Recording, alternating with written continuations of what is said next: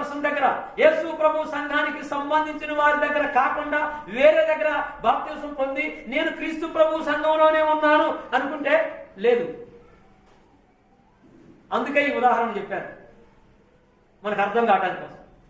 కాబట్టి రక్షణ పొందినటువంటి వారు, క్రీస్తు ప్రభువులోనికి వచ్చినటువంటి వారు, ఒకవేళ మనం ధర్మకార్యాలు చేసినా, నేను ధర్మకార్యాలు చేస్తున్నా, నేను దాన ధర్మాలు చేస్తున్నా, నేను మంచి మనసుతో ఉంటున్నా, అబద్ధం ఆడలేదు, దొంగతనం చేయట్లేదు, వ్యభిచరించే వాడితో కానీ వ్యభిచారం చేసే వాడితో సావాసం కూడలేదు, నేను అన్ని మంచి కార్యాలు చేస్తున్నా, అన్ని బాగా చేస్తున్నా, దేవుడు నా ప్రార్థన ఆలకిస్తాడు అని అంటే అది పొరపాటే. నువ్వు క్రీస్తులో లేవు. ఒకవేళ అలా ఉంటే అపోస్తలుల కార్యము 10వ అధ్యాయంలో కొర్నేలి అనే ధనవంతుడు ఉన్నాడు, ఒక శతాధిపతి ఉన్నాడు. ఆయన ధర్మ కార్యాలు అన్ని చేస్తాడు, ఆయనకి దేవుడు అంటే ఇష్టమే, కానీ ఆయన క్రీస్తులో లేడు. అందుకనే దేవుడు పరలోకం నుంచి దేవదూతని కొర్నేలి దగ్గరకు పంపించాడు. దేవుని దూత కొర్నేలి దగ్గరకు వచ్చి, కొర్నేలి నీవు సువార్త సేవ చేసేటటువంటి ఒక దైవ సేవకుడు ఫలానా చర్మకారుని ఇంట్లో ఉన్నాడు, చర్మకారుని ఇంట్లో పేతురు అని ఆయన ఉన్నాడు, ఆయన రప్పించుకొని ఆయన ద్వారా నువ్వు సువార్త విని నువ్వు బాప్తిసం పొంది రక్షింపబడు. నీ ధర్మకార్యాలు దేవుడు చూశాడు, కానీ నువ్వు బాప్తిసం పొందకుండా యేసు ప్రభు యొక్క సంఘంలోనికి రాకుండా నువ్వు దేవునికి ఇష్టంగా ఉండలేవు. నువ్వు ధర్మకార్యాలు చేశావు, అపోస్తలుల కార్యం 10వ అధ్యాయం తర్వాత చదువుకోండి, టైం లేదు. నువ్వు ధర్మకార్యాలు చేశావు, నువ్వు మంచి పనులు చేశావు, నువ్వు చాలా మంచివాడివి, అయినను నీకు రక్షణ అవసరం. మరి పరలోకంలో ఉన్నటువంటి దేవుని దూత సువార్త ప్రకటించవచ్చుగా, కానీ సువార్త ప్రకటించే హక్కు దేవుని దూతలకు లేదు. అది ఎవరు ప్రకటించాలి? క్రైస్తవులే ప్రకటించాలి. అది క్రైస్తవులే ప్రకటించాలి. అప్పుడు అపోస్తలులు ప్రకటించారు, తర్వాత క్రైస్తవులు ప్రకటించారు. అపోస్తలులు అప్పుడు దేవుని యొక్క వాక్యము గ్రంథం రూపంలో లేదు కనుక పేతురు, అపోస్తలుడు పౌలు గారు అపోస్తలులే బోధించాలి, వారికి అప్పగించబడదని. ఇప్పుడు ఇది మన చేతిలోకి వచ్చింది, ఇప్పుడు మనం ప్రకటిస్తున్నాం. క్రైస్తవులందరూ కూడా దీన్ని చదవచ్చు, ప్రకటించవచ్చు. అది మన బాధ్యత. చదవచ్చు, ప్రకటించవచ్చు కాదు, చదవాలి, ప్రకటించాలి. ఇది దేవుని యొక్క ఆజ్ఞ. ప్రతి క్రైస్తవ బిడ్డ, స్త్రీలైనా పురుషులైనా దీన్ని చదవాలి, చదివించుకోవాలి, తిరిగి ఇతరులకు చెప్పాలి. అది మన బాధ్యత. ప్రకటించవచ్చు అనేది కాదు, ప్రకటించాలి. ఇది మన బాధ్యత. కాబట్టి క్రైస్తవులుగా నేడు మన పరిస్థితి ఇది. నేడు మనం ఈ పొజిషన్లో ఉన్నాము. మనము రక్షింపబడినటువంటి సమూహము, దేవుని ప్రజలము, దేవుని సొత్తు, దేవుని పిల్లలము. అందుకని కొరింథీయులకు రాయబడినటువంటి పత్రికలో 6వ అధ్యాయంలోనికి మనం వస్తే 6వ అధ్యాయం 18వ వచనంలోని మనం ఒకసారి గమనిస్తే ఇక్కడ మన పరిస్థితి ఏమిటో చాలా చక్కగా ఇక్కడ తెలియజేస్తున్నాడు. రెండవ పత్రిక, కొరింథీయులకు రాయబడినటువంటి 2వ పత్రికలో 6వ అధ్యాయంలోనికి ఒకసారి వద్దాం. దేవుడు మనలను ఎంత చక్కగా ఏ విధంగా మనల్ని హెచ్చించి తన బిడ్డలుగా చేసుకున్నాడు, తన కుటుంబంగా చేసుకున్నాడు ఇక్కడ మనకు కనపడుతూ ఉన్నది. 6వ అధ్యాయము ఒకసారి 18వ వచనం చూద్దాం. ఒకసారి 18వ వచనం చూద్దాం. మనము అంటే క్రైస్తవులమైన మనం, పౌలు గారు కొరింథీలో ఉన్నటువంటి సంఘానికి తెలుపుతున్నాడు. సంఘము అంటే రక్షింపబడిన సమూహము.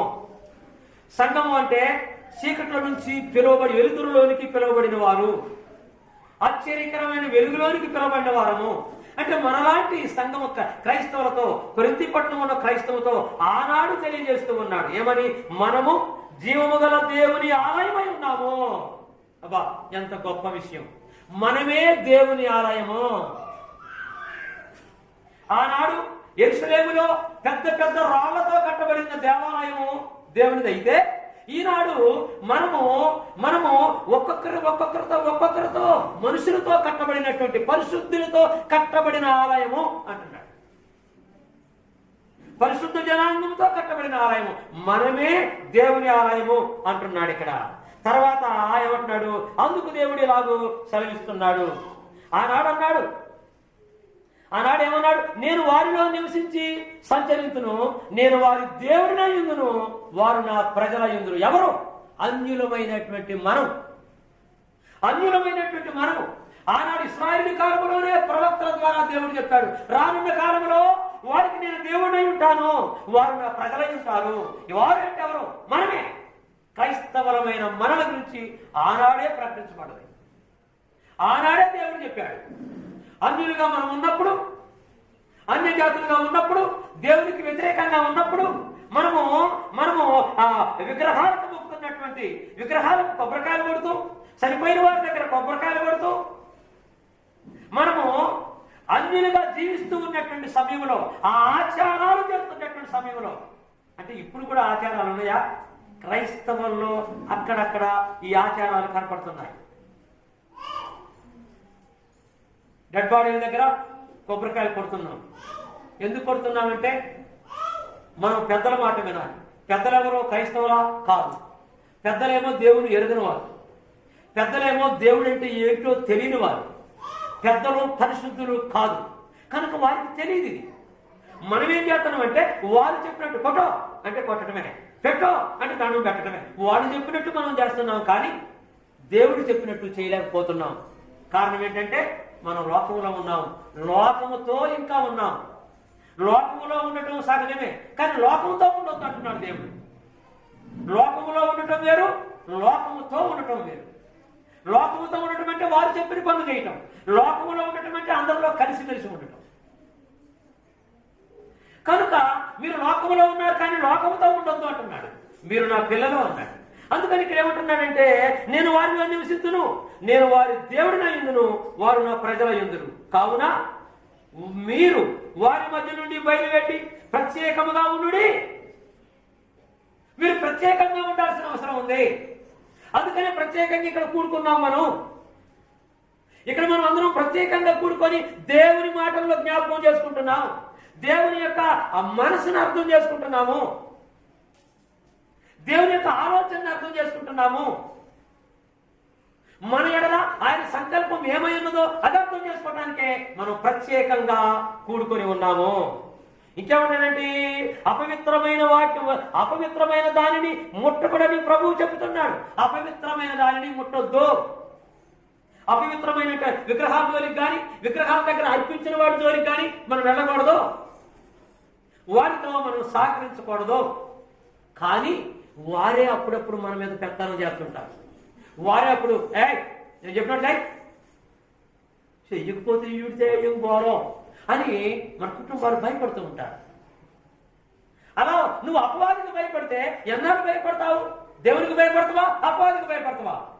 దేవునికి భయపడగానే కదా దేవుని దగ్గరకు వచ్చి మళ్ళీ అపవాది చెప్పినట్టు అపవాది దూతల వారు, దేవుని ఎరగని వారు ఎవరి దూతలంటే అపవాది దూతలు. అపవాది they are servants of Satan. ఇంకొక విషయం మీకు తెలుసో లేదో, వైజాగ్లో సాతాను సంఘం ఉంది, అపవాది సంఘం అని బోర్డే ఉంది. వారు లోపలికి వెళ్ళి అపవాది ఫోటో ఒకటి పెట్టుకొని దానికి నమస్కారం చేసుకుంటూ దేవుడి మీద నిందలేస్తుంటారు. దేవుడు అపవాదిని భూమి మీద నెట్టేశాడు, దేవుడు స్వార్థపరుడు, దేవునికి వ్యతిరేకం చేస్తే నెట్టేది. దేవుడికి వ్యతిరేకం చేస్తే దేవుడు నెట్టేడా? ఒకళ్ళు ఒక పార్టీలో ఉంటారు, ఆ పార్టీలో ఉండి ఆ పార్టీకి ద్రోహం చేస్తుంటారు. పార్టీ పెద్దలు ఏం చేస్తారు? పార్టీ నుంచి బయటకు నెట్టేస్తారు. ఇలాంటివి మనం చూస్తూనే ఉన్నాం, చాలా చూస్తున్నాం మనం. కుటుంబాల్లో కూడా పిల్లలు మాట్లాడకపోతే కోపంతో బయటికి పో అని నెట్టేస్తాం. ఎందుకు? వాడికి మారు మనసు పొందాలని, వాడు మనసు మార్చుకోవాలని. కుటుంబంలో కూడా అప్పుడప్పుడు జరుగుతుంది. బయటికి పో, నా ముందు కనపడవద్దు అంటాడు తండ్రి. ప్రేమ లేకనా? ప్రేమ ఉంటుంది, కానీ వాడు తన పద్ధతి మార్చుకోవాలండి. అందరికీ 10కి 10 వస్తే 100కి 100 వస్తే మరి మన ఇంట్లో అమ్మాయికి 100 మార్కులకు 0 వచ్చింది అనుకోండి, నా దగ్గర అసలు ఇంట్లో రాబోకు, నీకు అన్నం పెట్టవక్క, ముద్ద కూడా పెట్టను అని అమ్మంటుంది. ప్రేమ లేకనా? ప్రేమ ఉంది, కానీ మనసు మార్చుకొని రిపెంట్ అయ్యి బాగా చదువుద్దేమో, బాగా చదివితే మేము నలుగురిలోకి వెళ్ళి మా అమ్మాయికి మంచి మార్కులు వచ్చినాయి మేము చెప్పుకోవచ్చు అని ఆ ఉద్దేశం ఒక ప్రక్కన ప్రేమ ఉంటుంది, కానీ బయటకు నెట్టేస్తారు బుద్ధి రావడం కోసం. అలాగే అలాగే మనం చేస్తూ ఉంటాం. కనుక దేవుడు కూడా అపవాదిని ఒక ప్రక్కన పెట్టాడు. అపవాది దేవుడికి వ్యతిరేకం చేస్తున్నప్పుడు నెట్టేశాడు. ఇప్పుడు అపవాది సంఘం వైజాగ్లో ఉంది, ఏలూరులో కూడా ఉంది. ఏలూరులో కూడా సాతాను సంఘము అని ఏలూరులో కూడా ఉంది. చూసిన వారు చెప్పారట, వాళ్ళు సాతాన్నే ఆరాధిస్తారట. చూద్దామంటే రండి, ఒకరోజు పోదాం, చూద్దాం, ఆ మందిరం చూద్దాం, మందిరంలోకి పోయి చూద్దాం ఎలా ఉందో ఏంటో చూడొచ్చు, తప్పేమీ లేదు. చూడటం తప్పు కాదు. కానీ ఎందుకంటే దేవునికి వ్యతిరేకంగా భూలోకములో అపవాది దూతలో అపవాది సంఘం ఉంది. ఇప్పుడు దైవ కార్యక్రమం మన కుటుంబంలో దైవికంగా జరగాల్సినటువంటి పనులు, ఆ పనుల్లోని అపవాది దూతలు వచ్చి అట్లా కాదు నేను చెప్పినట్టు అని వాళ్ళు అన్నప్పుడు, అయ్యా సర్లే అయ్యా నువ్వు చెప్పినట్టు ఏంటోలే, కొట్టు కొబ్బరికాయలో కొడుతున్నావు, పెట్టో దండం పెడుతున్నావు, రా నడువు కొట్టుకట్టుకో, ఆ నీళ్ళు పోసుకోవాలా, ఆ పంపు దగ్గర నీళ్ళు పోసుకోవాలా, పోసుకోవాలా నేను చెప్పినట్టు. కాబట్టి అపవాది యొక్క సైన్యం మనతోనే ఉంది, అపవాది యొక్క దూతలు మనతోనే ఉన్నారు, అపవాది యొక్క సర్వెంట్స్ సేవకులు మనతోనే ఉన్నారు. వారు దేవుని ఎరుగని వారు, దేవుని సన్నిధి తెలియని వారు. మనము వాళ్ళలోకి వెళ్ళిపోతున్నాం, వాళ్ళ అధికారం కిందకి తిరిగి మరలా వెళ్ళిపోతున్నాం. ఇదే విచారకరమైన విషయం. ఇంతమంది ఉన్నాం, మనం 60-70 మంది ఉన్నాం. మనలో ఏదైనా శుభకార్యం కానీ అశుభకార్యం కానీ జరిగితే వీరికి చెప్తే వీరు రారా, వీరు చెయ్యరా, మీతో కలిసి సాగవాసం చెయ్యరా, మనందరితో కలిసి ఉండరా, ఉంటారు. కానీ అపవాది మన మీద మనకు తెలియకుండానే పెత్తనం చేస్తూ ఉంటాడు. వాడికి మనం లోబడిపోతుంటాం. ప్రభు యొక్క సంఘాల్లో ఈ దుస్థితి ఉంది. డినామినేషన్లో కూడా ఉంది, మత్స్యాకల్లో కూడా ఉంది, క్రీస్తు సంఘాల్లో కూడా ఉంది అక్కడక్కడ. మొన్న నేను ఒక సంఘంలోనికి వెళ్ళాను, క్రీస్తు ప్రభు యొక్క సంఘంలోనికి వెళ్ళాను. ఇలాగే జరుగుతుంది. నేను అక్కడ సేవకుని అడిగాను, ఏంటయ్యా అంటే, ఏం చేశానయ్యా మనం మాటించలేదు అంటే. ఆదివారం వస్తున్నారు ఆరాధనకి, కానుకలు ఇస్తున్నారు, ప్రభుత్వాలను ప్రభు బల దగ్గరకు వస్తున్నారు, ఆ పాటలు పాడుతున్నారు, చక్కగా పాటలు పాడతారు. ఇక్కడ నుండి పాడుతుంటే పరలోకానికి పడతాయేమో అన్నట్టు అంత పెద్దగా పాడుతున్నారు ఆయన మైకులు అని. అన్ని బాగానే చేస్తున్నారు కానీ అన్యులు మాట వింటున్నారయ్యా, నేను ఏం చేశానయ్యా అంటున్నాడు ఆ సేవకుడు. నిజమే కొన్ని పరిస్థితుల్లో సంఘంలో ఉన్నటువంటి పెద్దలు నిర్ణయాలు తీసుకోవాలి. సంఘములో ఉన్నటువంటి స్త్రీలలో కానీ పురుషుల్లో కానీ జ్ఞానం కలిగినటువంటి వారు, తెలివి కలిగినటువంటి వారు, విశ్వాసం కలిగినటువంటి నమ్మకం కలిగినటువంటి వారు, మాట్లాడగలిగినటువంటి వారు ఏం చేయాలంటే ఆ సంఘములో ఆ కుటుంబాల్లో మనం వెళ్ళి మరి మనము అది తప్పమ్మా అలా చేయొద్దు, మనం దేవుని బిడ్డలం, దేవునికి ఇష్ట ప్రకారం మనం చేయాలి, మనము దేవుని పిల్లలం, మనము మన పరిస్థితి మునుపటి పరిస్థితి వేరు, ఇప్పుడు పరిస్థితి వేరు, ఇప్పుడు మనం దేవుని పిల్లడం, ఇప్పుడు మనం పరిశుద్ధులుగా జీవించాలని దేవుడు కోరుకుంటున్నాడు. అమ్మా అట్లా కాదు, ఇట్లా చేద్దాం, ఎలా చేయాలి. మన సంఘంలో పెద్దలు ఉన్నారు, మన సంఘంలో కమిటీ ఉంది, మన సంఘంలో జ్ఞానం కలిగినటువంటి వారు ఉన్నారు, వాళ్ళని పిలిచి మనం చేపిద్దామమ్మా. మన సంఘంలో సేవకుడు కూడా ఉన్నాడు, పిలిచేద్దాం అని ఒకరినొకరు ప్రోత్సహించుకుంటూ ఆ రీతిగా చేయాలి. కానీ మనము అన్యుల చేతిలోనికి మనం వెళ్ళిపోకూడదు. ఇది దేవుడికి ఇష్టమైంది కాదు. అందుకే దేవుడు మనం పిలిచాడు ఇలా జీవించడం కొరకే. ఇప్పుడు మన పరిస్థితి అది, ఇప్పుడు మన జీవితం అది. ఇకపోతే మూడవది నిన్న నేడు రేపు. నిన్న అంటే మునుపటిది 5 అయిపోయి ఎలా ఉందో మన జీవితం ఆలోచన చేశాం. నేటి పరిస్థితిని, క్రైస్తవులుగా నేటి పరిస్థితిని కొద్దిగా ఆలోచన చేశాం. రేపటి పరిస్థితి ఏంటి, రేపటి సంగతి ఏంటి? రేపు అంటే ఈ జీవితం అయిపోయిన తర్వాత సంగతి అది. రేపు అంటే మనము ఈ లోకము వదిలిపెట్టిన తర్వాత సంగతి అది. ఇప్పుడు యేసు ప్రభువుని అద్దంలో చూసినట్టు చూస్తున్నాము, కానీ రేపు ముఖాముఖిగా యేసు ప్రభువుని చూస్తాము. అది రేపటి పరిస్థితి. ఎప్పుడది? ఈ జీవితం ముగిసిన తర్వాత, ఈ లోకం వదిలిపెట్టిన తర్వాత. ఒకవేళ యేసు ప్రభు మనం ఈ లోకంలో ఉండగానే యేసు ప్రభు యొక్క రెండవ రాకడ వస్తే అప్పుడైనా సరే ముఖాముఖిగా యేసు ప్రభువుని చూస్తాం. అప్పుడు యెరూషలేములో ఉన్నవారు చూశారు ముఖాముఖిగా, ఇప్పుడు మనం చూస్తాం. లోకంలో ఉన్న అందరం చూస్తాం. చూస్తారు, యేసు ప్రభుని ముఖాముఖిగా చూస్తారు. ఆ కాలం వస్తుంది. ఇది రేపటి పరిస్థితి. మనం సజీవులుగా ఉన్నప్పుడే ఆయన వస్తే డైరెక్ట్ గా చూస్తాం ఆయన్ని. సజీవులుగా ఉన్నప్పుడు వస్తే రెప్పపాటున రెప్ప అంటే మన కళ్ళు రెప్పలేసినంత స్పీడ్, సెకండ్ కను రెప్పలేసినట్టు రెప్పపాటున అన్నాడు. రెప్పపాటున మార్పు చెంది, రెప్పపాటున మన డ్రెస్ మారుతుంది, మన శరీరం మారుతుంది, మనం వేసుకున్న బట్టలు మారిపోతాయి. యేసు ప్రభు రెండవ రాకడ వస్తే, మనం బతికున్నప్పుడే వస్తే రెప్పపాటున మార్పు చెంది డ్రెస్ మారుతుంది, ఈ శరీరం మారుతుంది. ఇలాగే ఉంటా, నేను ఇలాగే ఉంటా, మీరు అలాగే ఉంటారు. కానీ ఈ దేహం మారిపోతుంది, దీనికి సురుకుండదు. ఇలాగే ఉంటాయి మన చేతులు, బట్టలు మారిపోతాయి, డ్రెస్ మారిపోతాయి. మహిమ వస్త్రములు, మహిమ వస్త్రాలు వేస్తారట, రెప్పపాటును మార్పు చెందుతామట. మహిమ వస్త్రాలు, మహిమ దేహం కలిగి ఉంటాము. సమాధులు తెరవబడతాయి. సమాధులు తెరవబడి క్రీస్తు ప్రభువునందు ఉండి మృతులైన వారు, చనిపోయిన వారు, యేసు ప్రభువులో జీవిస్తూ మృతులైన వారు. అంతేగాని సమాధుల్లో బాగా తాగి తాగి తాగి తాగి అన్నీ అయిపోయి చచ్చిపోతారు కొంతమంది. వాళ్ళకి సమాధుల మీద పేరేం పెడతారో తెలుసా?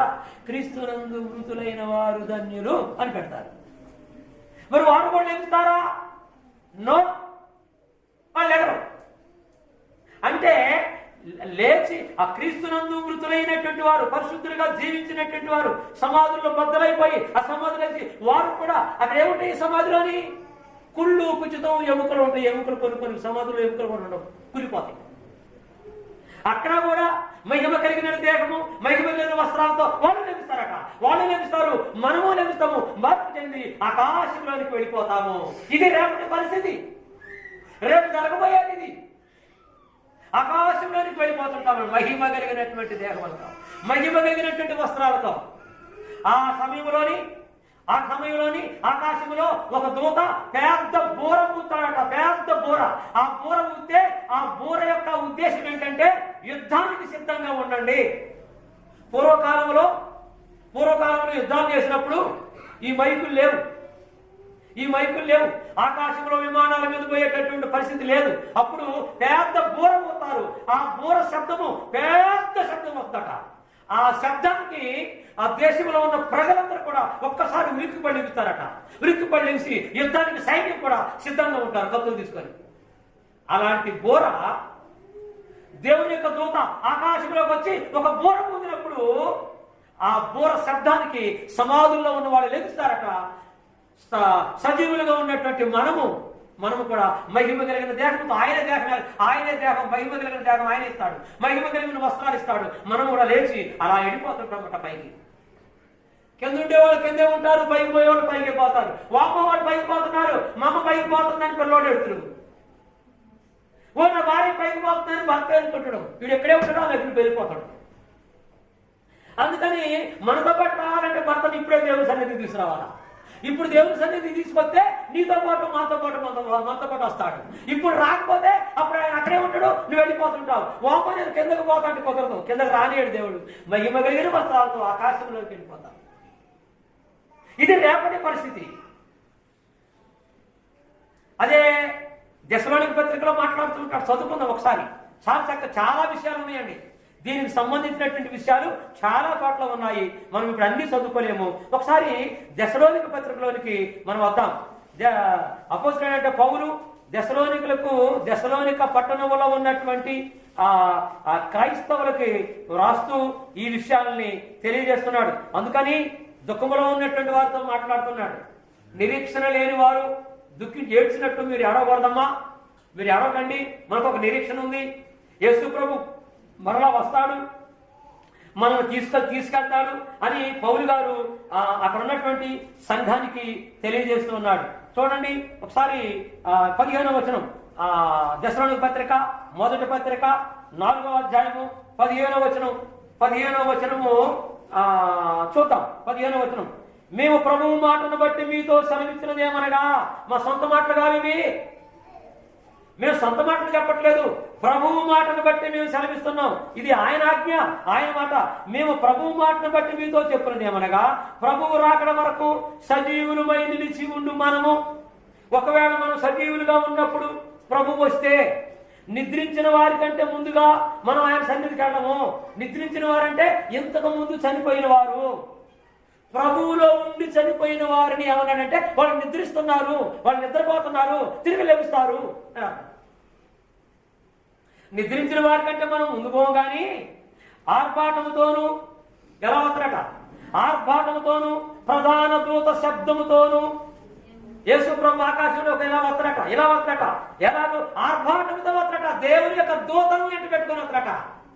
దేవుని యొక్క దూతలతో ఆర్భాటంతో వస్తాడట. ప్రధాన దూత శబ్దము, ప్రధాన దూత. మనం ఇంతకు ముందు నేర్చుకున్నాము, ఆకాశములో పరలోకములో ప్రధానులు ఉన్నారు, దేవుని దూతల్లో ప్రధానులు ఉన్నారు. ఇంతకు ముందు మనం నేర్చుకున్నాం. ప్రధాన దూత శబ్దముతోను దేవుని బోరతోను. దేవుని బోర అంటే ప్రధాన దూత. ఆ బోర యొక్క బోర ఊదుతుంటే ఆ బోర యొక్క శబ్దంతోని సమాధుల్లో ఉన్న వాళ్ళు తిరిగి లేస్తారు. అందుకని ఆ బోర యుద్ధములకు సంబంధించినటువంటి బోర. పరలోకము నుండి ప్రభువు దిగి వచ్చును. దూతలతోనూ ప్రధాన దూత శబ్దముతోనూ ప్రభు యొక్క బోరతోనూ పరలోకము నుండి ప్రభువు దిగి వచ్చినట్టు ఆకాశంలోకి వస్తాడు, కింద కాదు. అప్పుడు క్రీస్తునందుండి మృతులైన వారు మొదట లేదురు. మనకంటే ముందు వారు లభిస్తారు. మన కుటుంబాల్లో ఎవరైతే చనిపోయినారో చనిపోయినటువంటి వారిలో యేసు ప్రభువులో ఉండి వారు మరణించి ఉంటే లేస్తారు. యేసు ప్రభువును ఎరగకుండా వారు చనిపోయి ఉంటే లేగరు. ఎందుకు లేగరు నాకు తెలియదు. దేవుడు చెప్తున్నాడు ఇక్కడ, దేవుని గ్రంథం చెబుతుంది. ముందు పరిశుద్ధులే లభిస్తారట. పరిశుద్ధులు అంటే క్రీస్తు ప్రభువుని నమ్ముకొని మారు మనసు పొంది యేసు క్రీస్తు దేవుని కుమారుడని అందరి ఎదుట ఒప్పుకొని పాపములు క్షమించబడలాగిన క్రీస్తు ప్రభు యొక్క రక్తములో బాప్తిసములో కడగబడినటువంటి వారు పరిశుద్ధులు అంటుంది దేవుని యొక్క గ్రంథం. ఈ పరిశుద్ధులు లేపుతాడట, మిగతా వారు లేగరు. ఆ మీదట సజీవులమై నిలిచి ఉండు మనము అంటే బ్రతికి ఉన్నటువంటి మనము. ఒకవేళ మనం బ్రతికి ఉన్నప్పుడే ఆయన వస్తే ముందు సమాధుల్లో ఉన్న వారు లభిస్తారట. తర్వాత మనము వారితో కూడా ఏకముగా ప్రభువును ఎదుర్కొనుటకు ఆకాశ మండలములకు మేఘముల మీద కొనిపోబడు, మేఘముల మీద వెళ్ళిపోతామంట. వారితో పాటు మనం కింద ఉన్న వాళ్ళు అడుగుతారు, వామ్మో మా వదిలిపోతుంది నా సంగతి ఏంటి, వామ్మో మా నాన్న పోతుంది నా సంగతి ఏంటి, వామ్మో మా అక్కయ్య పోతుంది నా సంగతి ఏంటి, వామ్మో మా ఆయన పోతుంది నా సంగతి ఏంటి. ఆయన పోతనే ఉండవు, నువ్వేండే ఉంటావు. రెప్పపాటులు జరుగుతున్నటువంటి రేపు జరగబోతున్నటువంటి కార్యం అనేది. ఈ దీనిలో ఉన్నటువంటి మాటలన్నీ సత్యమే.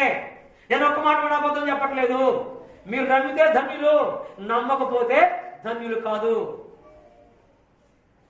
నమ్మితేనే మనం అక్కడికి వెళ్తాము, నమ్మకపోతే ఇక్కడే ఉంటాము. ఇక్కడ ఉన్నోళ్ళ సంగతి తర్వాత ఏంటో అప్పుడు చెప్తాం. ముందు పరిశుద్ధులు వెళ్తారు అక్కడికి. మిగతా వారి సంగతి ఏంటో అది కూడా ఉంది. మిగతా వారి సంగతి ఏంటో అది కూడా ఉంది దీనిలో. కనుక ఇక్కడ ఎంత చక్కగా చెబుతున్నాడండి. మనం వెళతాము అంటున్నాడు. 17వ వచనం, ఆ మీదట సజీవులమై నిలిచి ఉండి మనము వారితో కూడా ఏకముగా ప్రభువుని ఎదుర్కొంటకు ఆకాశ మండలమునకు మేఘముల మీద కొనిపోబడదుము. మేఘం వస్తుంది. మేఘాల్లో తిరుగుతున్న విమానాలు, ఆ విమానాలు మనుషుల చేత తయారు చేయబడినవి. అప్పుడప్పుడే కొండల్లో సముద్రాల్లో కూలిపోతున్నాయి. కానీ రేపు యేసు ప్రభు ఒక విమానం తీసుకొస్తున్నాడు. అదే మేఘం. ఆ విమానం ఎక్కబోతున్నాం. రేపు మనం ఆ విమానం ఎక్కబోతున్నాం. విమానము ముఖము చూడని మనము ఆ విమానం ఎక్కబోతున్నాం. అదే దేవుడు యేసు ప్రభువు మేఘం మీద వస్తున్నాడట, విమానం మీద. ఆ యేసు ప్రభు యొక్క విమానం మీద మనం పరలోకం వెళ్ళిపోతున్నాం. ఇది రేపు జరగాల్సినటువంటి విషయం. నిన్న, నేడు, రేపు. నిన్న అంటే మునుపుడు మన జీవితం ఏమిటో అర్థమైంది. నేడు అంటే క్రీస్తు ప్రభువులోకి వచ్చిన తర్వాత మనం ఏమై ఉన్నామో, మన జీవితం ఏంటో మనం అర్థం చేసుకున్నాం. రేపు అనగా జరగబోయే సమయంలోని అప్పుడు ఏం జరగబోతుందో అది ఇప్పుడు ఆలోచన చేస్తున్నాం. ఒక మాట చదువుకొని మనం ముగించుకుందాం. సమయం అయిపోయింది, సమయం చాలా అయింది అనుకుంటా. పేతురు గారు రాసినటువంటి పత్రికలోనికి మనం వస్తే అక్కడ అంటాడు, ఆ రోజున ఏం జరుగుతుందట, ఆ రోజున ఏం జరుగుతుందో పేతురు గారు యేసు ప్రభు శిష్యుల్లో ప్రధానమైన వాడు పేతురు అని మనం వింటున్నాం. ఈ ప్రధానమైనటువంటి వాడు ఈ పేతురు గారు చాలా చక్కగా మాట్లాడుతున్నాడండి. ఆ దినమున ఏం జరగబోతుందో పేతురు గారు చాలా చక్కగా మాట్లాడుతున్నాడు. పేతురు గారు రాసినటువంటి రెండవ పత్రిక 3వ అధ్యాయంలోనికి మనం వస్తే అంటున్నాడు ఇక్కడ 8వ వచనం చదువుకుందాం. ప్రియులారా, ఒక సంగతి మర్చిపోకుడి, జాగ్రత్త, మర్చిపోవద్దు. యేసు ప్రభు యొక్క రాకడ ఉంది. రేపు జరగాల్సినటువంటి పనులున్నాయి. రేపటి గురించి మీ మనసులో పెట్టుకోండి. రేపు ఏం జరగబోతుందో అది ఇప్పుడే తెలుసుకోండి అంటున్నాడు పేతురు గారు. ఒక సంగతి మీరు మర్చిపోవద్దు. ఏమనగా ప్రభు దృష్టికి ఒక దినము 1000 సంవత్సరములు వలెను, 1000 దినములు ఒక దినము వలె ఉన్నవి. కొందరు ఆలస్యమని ఎంచుకున్నట్లు ప్రభు తన వాగ్దానముల గురించి ఆలస్యము చేయవాడు కాడు. యేసు ప్రభు నేను మళ్ళా వస్తానన్నాడు. ఆయన ఆలస్యం చేయవాడు కాదు. అయితే ఎందుకు ఆలస్యం అవుతుందంటే ఇంకా మారు మనసు పొందాల్సిన వాళ్ళు ఉన్నారు చాలా మంది. ఇంకా యేసు ప్రభువును అర్థం చేసుకొని యేసు ప్రభు యొక్క సంఘంలోనికి రావాల్సిన వాళ్ళు చాలా మంది ఉన్నారా లేరండి? యేసు ప్రభుకు బయట ఉన్నారా లేరా? జనం ఉన్నారు. వారందరూ రావాలి. అందుకనే యేసు ప్రభు ఆలస్యం చేస్తున్నాడు. అందరూ మారు మనసు పొందవరని ఇక్కడ అంటున్నాడండి. చాలా 9వ వచనంలో అంటున్నాడు, 2వ భాగంలోని ఆలస్యము చేయవాడు కాదు కానీ ఎవరు నశించిపోవద్దు అనే ఆలోచన యేసు ప్రభువు చేస్తూ అందరి కొరకు అందరూ మారు మనసు పొందవలనని కోరుచు, అందరూ మారు మనసు పొందాలి, అందరూ ప్రభు సన్నిధిలోకి రావాలి, అందరూ రక్షణ పొందాలని యేసు ప్రభు తన రాకడని వాయిదా వేసుకుంటూ ఉన్నాడు. కానీ అందరూ ఏమనుకుంటున్నారంటే, ఇదంతా ఇంతేలే, యేసు ప్రభు వస్తాడు అని అన్నారు, ఆయన వచ్చిండా, రాలేదు, వచ్చి మాటలే ఇవన్నీ అనుకుంటున్నారు జనం అనుకునేటువంటి మాటలు ఒక్కసారి గుండెలో బద్దలైపోయే దినం ఒకటి ఉంది. రొమ్ముడు కొట్టుకొని ఏడ్చే దినం ఒకటి ఉంది. భయంతో వణుకుతూ అయ్యో అని వణుకుతూ ఏడ్చే దినం ఒకటి ఉంది. నోవాహు కాలంలో కూడా అలాగే నోవాహు మాటలు వినలేదు. జలప్రళయం వచ్చింది, రొమ్ముడు కొట్టుకుంటూ ఏడ్చారు. కానీ నోవాహు ఆ డోర్ తీయలే. అలాంటి దినము అనుకోకుండా వచ్చేటటువంటి దినం ఒకటి ఉంది. కాబట్టి అందరూ మారు మనసు పొందాలని కోరుచు మీ ఎడల దీర్ఘశాంతము కలిగిన ఉన్నాడు. దీర్ఘశాంతము, ప్రభువు చాలా దీర్ఘశాంతం కలిగి ఆయన ఓపిక చేస్తున్నాడు. ఆ బిడ్డలో ఇంకా నరకంలోకి వెళ్ళేటువంటి బిడ్డలు ఉన్నారు, అగ్నిగుండంలోకి వెళ్ళేవారు ఉన్నారు. అగ్నిగుండంలోకి వెళ్లకుండా ఆ దేవుడి యొక్క రాజ్యంలోనికి, ఆ పరలోక మహాపట్నంలోకి రావాలని ఆయన ఆశతో ఇంకా వెయిటింగ్ లో ఉన్నాడు. ఆయన ఎదురు చూస్తూ ఉన్నాడు, సిద్ధంగా ఉన్నాడు. ఎప్పుడు దూకుతాడో తెలియదు, ఆయన సిద్ధంగా ఉన్నాడు. దీర్ఘశాంతము కలిగిన వాడై ఉన్నాడు. అయితే ప్రభువు దినము దొంగ వచ్చినట్లు వచ్చును అంటే దొంగ కాదు ఆయన. దొంగ ఎలా చెప్పకుండా వస్తాడో దాన్ని చెప్పడం కొరకు ఈ మాట అన్నాడు. దొంగ ఎలా చెప్పకుండా వస్తాడో యేసు ప్రభు కూడా చెప్పకుండా వస్తాడు అన్నాడు. ఒక మనిషి అన్నాడు, యేసు ప్రభు దొంగ వచ్చినట్టు వస్తాడుగా, ఆయన దొంగ కూడా అన్నాడు. అది పిచ్చోడ, నీకు అర్థం కాలేదు ఈ మాట. దొంగోడు ఏ విధంగా చెప్పకుండా వస్తాడో అలాగే యేసు ప్రభు వస్తాడని. నువ్వు దొంగోడు కాబట్టి, దొంగోడు గురించి నీకు తెలుసు కాబట్టి నీకు ఈ మాట అంటే అర్థమైందని పేతురు గారు ఈ మాట వాడిండయ్యా. కాబట్టి యేసు ప్రభు దొంగోడు కాదు, ఆయన అలా చెప్పకుండా వస్తాడు అనే మాటని మనకు అర్థం కావడం కొరకు అలా చెప్పాడు అని చెప్పడం జరిగింది. కాబట్టి దొంగ వచ్చినట్లు ఆయన చెప్పకుండా వస్తాడు అని తెలియజేస్తున్నాడు. ఆ దినమున ఏం జరుగుతాడ? ఆ దినమున ఆకాశములు మహాధ్వని పెద్ద సౌండ్ వచ్చి, ఆకాశమంతా పెద్ద సౌండ్తో మహాధ్వనితో గతించిపోవును అన్నాడు. మహాధ్వనితో గతించిపోవును. పంచభూతములు అంటే పంచభూతములు అంటే ఐదు ఆకాశము, భూమి, గాలి, సముద్రములు అంటే నీరు, తర్వాత వెలుతురు, సూర్యుడు, చంద్రుడు, నక్షత్రాలు, ఇవన్నీ కూడా నాశనం అయిపోతాయట, కరిగిపోతాయట. పంచభూతములు మిక్కటమైన వేండ్రముతో లయమైపోవును అంటే నాశనం అయిపోవును. మరలా అంటున్నాడు, భూమియు దాని మీద ఉన్న పృథ్వీలన్నీ, భూమి మీద ఉన్న పర్వతాలు, చెట్లు, నదులు అన్ని కూడా నాశనం అయిపోతాయట. భూమియు దాని మీద ఉన్నటువంటి సమస్తమును కూడా లయమైపోవును. పంచభూతములు మహావేంద్రముతో కరిగిపోవునట్టు దేవుని దినపు రాకడ కొరకు కనిపెట్టుదాం. అలాగే పరిశుద్ధమైన ప్రవర్తన కలిగి బ్రతుకుదాం అంటున్నాడు ఇక్కడ పేతురుగా. ప్రియమైన దేవుని బిడ్డలారా, నిన్న, నేడు, రేపు అనే విషయాన్ని గురించి మనం ఆలోచన చేశాం. నిన్న అంటే మునుపు మన జీవితం ఏమిటి, నేడు అంటే ఇప్పుడు క్రైస్తవ జీవితంలో మనం పొందినటువంటి మహాభాగ్యం ఏమిటి తెలుసుకున్నాం.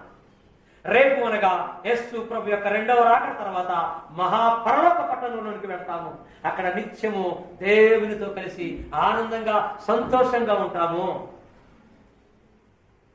పరలోక మహాపట్టణం మన కొరకే. అందుకని యేసు ప్రభు వారు చదవద్దులండి.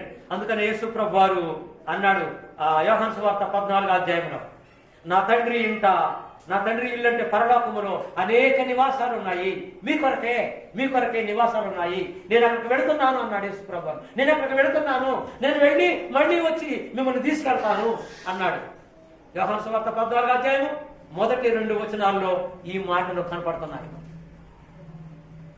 ఆయన వాగ్దానం చేసి తప్పించుకునేవాడు కాదు యేసు ప్రభువారు. నేను మరలా వస్తాను, మిమ్మల్ని తీసుకెళ్తాను, మీరు జాగ్రత్తగా ఉండండి అన్నాడు. కాబట్టి మనం జాగ్రత్తగా ఉందాం, ఆయన కొరకు ఉందాం. కనుక నిన్న, నేడు, రేపు ఈ విషయాన్ని గురించి చక్కగా మీ అందరూ చక్కగా విన్నారు. మీ అందరికీ ప్రత్యేకంగా వందనాలు తెలియజేస్తూ నా మాటలు ముగిస్తున్నాను. Thank you all.